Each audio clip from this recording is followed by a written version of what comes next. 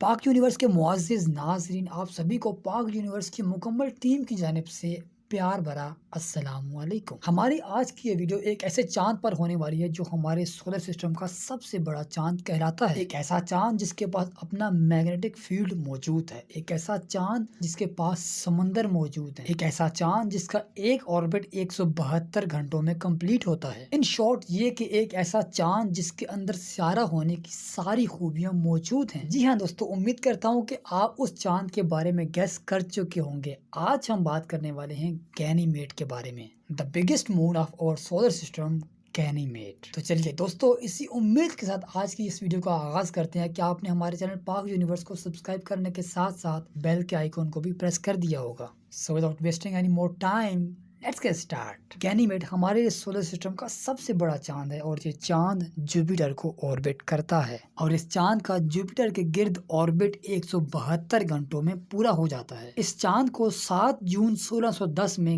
Galileo نے ڈھونڈا تھا، اس لیے اس چاند کو گلیلین مون بھی کہتے ہیں۔ ویسے تو جوپیٹر کے پاس ٹوٹل 79 مونز ہیں، لیکن یہ چاند باقی سبھی چاندوں سے انوکھا ہے۔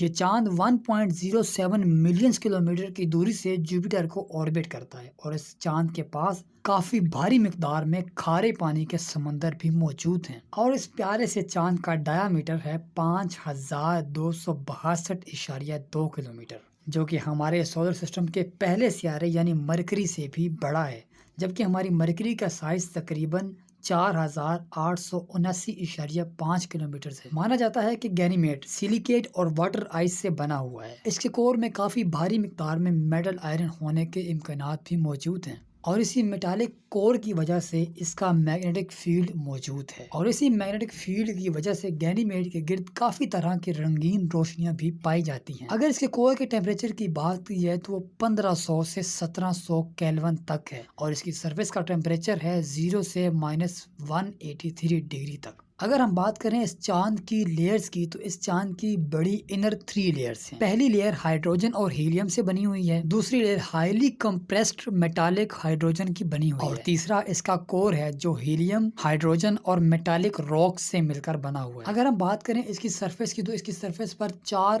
آئسی بگر لیئرز پائی جاتی ہیں۔ پہلی لیئر آئس 1 کے نام سے جانی جاتی ہے، اور دوسری لیئر آئس 3 کے نام سے، تیسری لیئر آئس 5 کے نام سے، اور چوتھی لیئر آئس 6 کے نام سے جانی جاتی ہے۔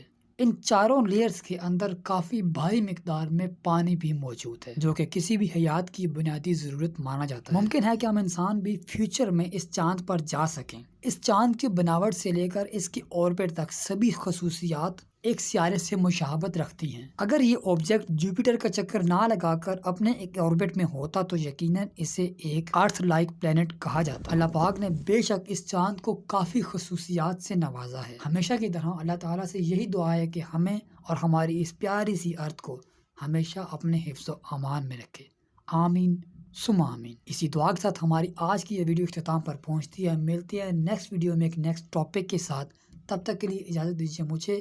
میں ہوں آپ کا دوست تحسین حیدر، اور آپ دیکھ رہے ہیں Pak Universe YouTube channel. Thanks for watching, good bye.